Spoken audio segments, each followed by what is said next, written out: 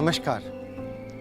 Corona महामारी के 1.5 साल होने को है। जितनी घबराहट शुरू में थी उतनी अभी भी लगती है, लेकिन हमारी जो समझ है बीमारी के बारे में वो आज की तारीख में बहुत अच्छी है। हम जानते हैं कि कैसा होता है इन्फेक्शन, हम जानते हैं कि क्या होता है इन्फेक्शन में, हम जानते हैं कि कब क्या करना है, लेकिन हम ये नहीं जानते कि कौन सा वैसा मरीज़ है जो कि बिगड़ के वेंटिलेटर पर जाएगा।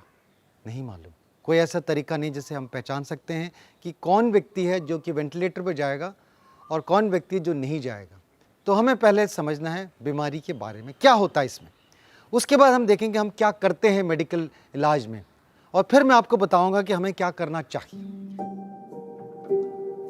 शरीर में हमारे सांस के जरिए वायरस प्रवेश करता है, प्रवेश करके हमारे कोशिका के अंदर जाता है और कोशिका के अंग बन जाता है। क्योंकि वो कोशिका का अंग बनता है, हमारी दवाइयाँ असर नहीं करती, क्योंकि दवाई डालनी है जो उसको मारने की है तो कोशिका को मारना पड़ता है। तो जैसे कहते हैं ना, घर फूंक के तमाशा देखना, वही हमारे शरीर रूपी घर को हम नष्ट करोगे, अब दवाई दे के जहर दे के उसको कोशिकाओं को मारोगे। इसलिए वायरस बीमारी के लिए हमारे पास कोई दवाई नहीं है, इसलिए है क्योंकि हमारा शरीर के कोशिका का अंग बन जाता है। तो एक बारी बनने के बाद वायरस क्या करता है, वायरस का एक ही मतलब होता है, 1 का 2, 2 का 4, 4 का 8, 8 का 16, वो बनता चला जाता है। 2 दिन में करोड़ों वायरसेस बन जाते हैं हमारे। तो गले में गया तो गले की कोशिकाओं में सब करोड़ों वायरसेस बन जाते हैं। तो हमें गले में खिचखिच होने लगती है, गले में खराश होती है, हमें खांसी होती है। हमारी जो शरीर की बीमारियों से लड़ने की जो इम्यूनिटी जिसको हम बोलते हैं, वो पहचान लेती है कि ये तो बाहर का व्यक्ति आया है, इसको ख़त्म करना है। तो ख़त्म करने के लिए हमें अस्त्र शस्त्र चाहिए होते हैं। तो शरीर वो एंटीबॉडी बनाता है, वही शरीर का अस्त्र शस्त्र है एंटीबॉडी। वो एंटीबॉडी से वायरस को मारता है और ख़त्म कर देता है। इस लड़ाई में तापमान बढ़ता है, हमें बुखार होता है। इस लड़ाई में गला सूजता है, हमें गले में दर्द होता है, गले में खराश होती है, थोड़ी खांसी होती है, हल्की खांसी होती है।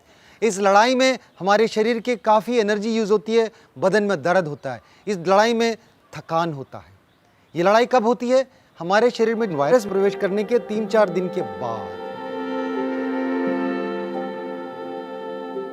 चौथे, 5वें, 6ठे दिन आम लोगों में बुखार, खांसी, गले में खिचखिच, बदन में दर्द, सिर में दर्द, ये सब होता है। 10 से 14% लोगों में दस्त भी लग सकते हैं, कोई बड़ी बात नहीं। बीमारी यहाँ तक थी, 3-4 दिन रहती है और ठीक हो जाती है। थोड़ी सी खांसी रहती है बट कुछ होता नहीं है। 80% लोगों में कुछ भी नहीं होता, ठीक हो जाते हैं। तो जिस दिन आपका पहला लक्षण था, लोगों से अगर पूछेंगे क्या तकलीफ थी आपको पहले, कब थी? डॉक्टर साहब मेरे को बुखार था। कब था? वो पिछले हफ्ते। नहीं, पिछले हफ्ते मतलब हफ्ता 7 दिन का होता है, नहीं, दिन पे गिनिएगा। समय सारिणी में जो पहला लक्षण है अच्छी तरह से पहचानो। आमतौर पे लोग ज़्यादा जो तंग कर रही है वो शिकायत बताते हैं, नहीं, जो सबसे माइनर सिम्टम है वो भी अहमियत रखती है। तो वो जो है हमें पहचान के बताना होगा। अगर पहले लक्षण के 10 दिन तक आप ठीक हैं तो आपको कुछ नहीं होने वाला, आप कोरोना वॉरियर बन गए। आप 80% उन लोगों में हैं जिनमें कुछ भी नहीं होने वाला। 15-20% लोगों में बीमारी 5 दिन के बाद एक नया मोड़ लेती है। 15-20% लोगों में बीमारी एक खतरनाक मोड़ लेती है। क्या होता है इनमें? इनमें जो है फेफड़ों में खून जमने लगता है, हमारी धमनियों में। भाई ये क्यों होता है? वायरस का निमोनिया हो गया क्या? हाँ, यही गलती करी थी शुरू के 5-6 महीनों में। सभी ये सोचते रहे कि दूसरे 5वें दिन के सेट में 7-8 दिन में वायरस का निमोनिया हो रहा है। नहीं, अब जो तकलीफ है वायरस की वजह से नहीं है। वायरस की वजह से जो हमारे शरीर में एंटीबॉडीज़ जो बनी, जो अस्त्र शस्त्र बने थे वायरस से लड़ने के लिए, उससे होता है। वो कैसे होता है? उसमें क्या होता है कि वायरस जो है उसके प्रोटीन होती है जिसको कि हमारे जो अस्त्र जो है, जैसे गाइडेड मिसाइल बोलते हैं ना, कि वो वायरस है, वो पहचाने उसके मारो, ऐसी एंटीबॉडीज़ हैं, अटैक करके मारते हैं। लेकिन उसके जैसे दिखने वाली हमारे शरीर में कोशिकाएं हमारे फेफड़ों में वायरस जैसे दिखती है, तो वो जो है अटैक वहाँ कर देती है। जहाँ अटैक करती है हमारी धमनियों में, उसमें जो उसका जो चिकनाहट है वो ख़त्म हो जाता है और वहाँ खून जमने लगता है। साधारणतः किसी में भी जिनमें कोई बीमारी नहीं है, उनमें हमारे शरीर के धमनियों में खून नहीं जमता। जब ऐसे अटैक होता है तभी जमता है। तो इन मरीजों में जो कि 15-20% है कोरोना में जिनको इन्फेक्शन होता है, उनमें धमनियों में खून जमने लगता है। जब जमने लगता है तो खून का दौरा नहीं होता। हमारे फेफड़े हमें हवा से ऑक्सीजन लेके हमारे खून तक पहुंचाती है। ये अदला बदली ऑक्सीजन का हवा से खून में नहीं हो पाता। जब नहीं हो पाता हमें सांस फूलने लगता है, दम घुटने लगता है। ये निर्भर करता है कि कितने फेफड़े खराब हैं। अगर फेफड़े ज़्यादा खराब हैं तो ज़्यादा दम घुटेगा, फेफड़े कम खराब हैं तो कम दम घुटेगा। तो ये जो खतरनाक मोड जो है 5 दिन के बाद पहचान सकते हैं क्या हम? हाँ, हम पहचान सकते हैं। वो लोग जिनका बीमारी खतरनाक मोड ले रही है, उनमें बुखार तेज होने लगता है 5वें दिन में, उनमें खांसी ज़्यादा बढ़ने लगती है। तो ये मेन 3 लक्षण हैं, जो कि दम घुटना, बुखार तेज होना और खांसी का बढ़ना, जिसमें कि कुछ बलगम नहीं निकलता। क्योंकि निमोनिया नहीं है, निमोनिया में बलगम निकलता है, इसमें बलगम नहीं निकलता क्योंकि खून जमा हुआ है, इसलिए वो दिक्कत हो रही है, इसलिए सांस लेने में दिक्कत है। तो ये 3 चीज़ें लक्षण हैं जो बीमारी की खतरनाक मोड़ हमें बताती है। और इसके बाद अगर आपने पहचाना नहीं इसको, तो आपकी सारी धमनियाँ धीरे धीरे बंद हो जाती हैं, पूरे फेफड़े धीरे धीरे खराब हो जाती हैं। फिर डायबिटीज़ और गुर्दों की बीमारी, लिवर की बीमारी, इन सब लोगों में और ज़्यादा खतरा बढ़ जाता है। तो इन लोगों में बीमारी जो है पूरा जो है आदमी को ख़त्म कर देता है। तो ये मोड हमें नहीं पहुंचना है। हमें पहला जो खतरनाक मोड शुरू हो रहा है, वहीं पे हमें बीमारी को पकड़ना है, पहचानना है और रोकना है।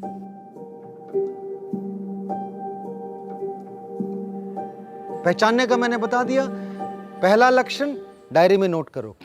4-5 दिन कुछ नहीं हुआ, हल्का बुखार था, हल्की खांसी, कुछ नहीं हुआ। दूसरा लक्षण फिर तेज बुखार, फिर दम घुटना, फिर जो है गहरी वाली खांसी जो आती है। नया मोड है, अब आप अटैक करेंगे एंटीबॉडीज़ को जो आपके शरीर को नुकसान कर रही है। वायरस नहीं कर रही नुकसान, एंटीबॉडीज़ कर रही हैं। वो कैसे कम कर सकते हैं? एक ही दवाई है जो कि सबसे असरदार है, उसको हम स्टेरॉयड बोलते हैं। स्टेरॉयड इस वक्त देंगे तो वो थम जाता है। क्या ये काफ़ी है? नहीं, क्योंकि स्टेरॉयड पूरा नहीं रोक पाती, थोड़ा फिर भी चलता रहता है, वहाँ पे अटैक चलता रहता है ये एंटीबॉडीज़ का। तो क्या करना चाहिए? खून जमने से रोकना है हमको। तो खून पतला करने की दवाई बहुत ज़रूरी है। काफ़ी लोग कहते हैं नहीं तो एस्पिरिन ले रहा हूँ, मैं तो ऑलरेडी ले रहा हूँ, तो पतला करता है। या एक और दवाई है जिसको हम बोलते हैं कि वो खून पतला करने की है, वो जो है ले सकते हैं, क्लोपिडोग्रेल है, वो ले सकते हैं। नहीं, इस वायरस इन्फेक्शन में एस्पिरिन से हमारी जो है प्लेटलेट्स कम करती है वो, और उससे हमारा खून पतला होता है। लेकिन इस बीमारी में वायरस की वजह से ही प्लेटलेट कम हो जाते हैं, ऊपर से एस्पिरिन देने की ज़रूरत नहीं है। उसके बावजूद खून जमता है, तो ये असर नहीं करती। खून ना जमने की दवाई और होती है, वो अलग लेना पड़ेगा, एस्पिरिन नहीं चलेगा। तो ये समझ लेना चाहिए। 2 दवाई शुरू कर दी, आगे कुछ नहीं हुआ, ना आपको हॉस्पिटल जाने की ज़रूरत पड़ी, ना आपको ऑक्सीजन सिलेंडर खरीदने की पड़ी, ना कंसंट्रेटर की ज़रूरत पड़ी, ना वेंटिलेटर की ज़रूरत पड़ी, आप घर बैठ सकते हैं इससे। अपने डॉक्टर के संपर्क में रहना है। क्यों? क्योंकि स्टेरॉइड्स खतरनाक दवाई है। जो खून को ना जमने वाली दवाइयाँ खतरनाक होती हैं। जैसे कोई व्यक्ति है, बवासीर है, उसको खून बह सकता है, और कोई खून बहने की बीमारी है तो ज़्यादा हो सकता है, वो पेप्टिक अल्सर है, ज़्यादा खतरा मोड हो सकता है। शुगर की मरीज़ हैं, उनमें स्टेरॉइड से शुगर बिल्कुल 400-500 पहुँच सकता है। उनमें स्टेरॉइड से गुर्दों का जो नमक का बैलेंस ख़राब हो सकता है, पानी का बैलेंस ख़राब हो सकता है, बहुत सारी चीज़ें होती है। इसलिए अपने आप मत लीजिएगा, डॉक्टरी सलाह के साथ ही लीजिएगा। 5 या 6 दिन के बाद जब नया खतरनाक मोड देने वाले लक्षण आ जाएंगे, तब आप लीजिएगा। कुछ मरीज़ हैं, ख़ास तौर पे शुगर के मरीज़, गुर्दे के मरीज़, लिवर के मरीज़, जिगर की बीमारी होती है, उनमें जो हमारे शरीर में जो बैक्टीरिया होते हैं वो नया इन्फेक्शन कर सकते हैं और नया जो है निमोनिया कर सकते हैं। इस टाइम पे देख के मुआयना करके एंटीबायोटिक की ज़रूरत है।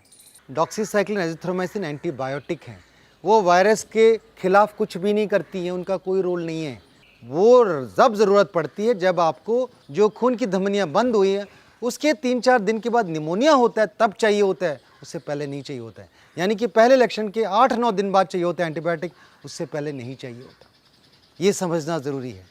और भी दवाइयाँ हैं जो रेमडेसिविर है, प्लाज्मा थेरेपी है, टोसिलिजुमैब है, इन सब का क्या रोल है? जो रिसर्च में देखा गया है और आप जो गाइडलाइंस पढ़ेंगे, इन सब में ये साफ बताया गया है कि इन सब दवाइयों का कोई ठोस सबूत नहीं है कि वो फ़ायदा करती हैं, ठोस सबूत नहीं है कि वो जान बचाती हैं। मामूली 19-20 फ़र्क करता होगा, लेकिन कोई ठोस सबूत नहीं है।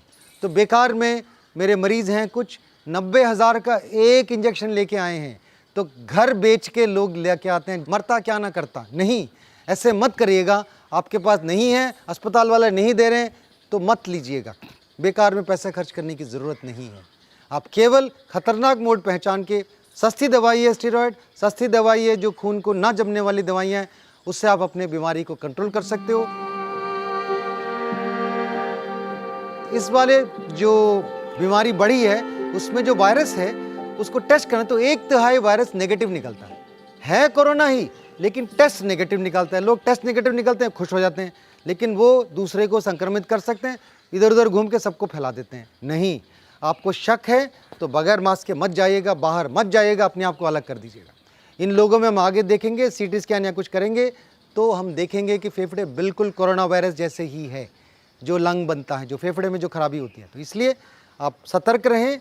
नेगेटिव का मतलब नहीं कि आप वाकई में नेगेटिव है, पहली चीज़। दूसरी चीज़, टेस्ट करने में रिजल्ट में 2-3 दिन लग सकता है, तो इतने दिन में हो सकता है कि आपका बीमारी खतरनाक मोड़ ले रहा हो। नहीं, आपको पहचानना है उसको पहला लक्षण देख के, और पहला लक्षण देख के स्टेरॉयड अगर लेंगे तो फिर गड़बड़ है। पहला लक्षण देख के डिजिटल सेंसर से ऑक्सीजन देने की ज़रूरत नहीं है। 5 दिन के बाद भी ज़रूरी नहीं है।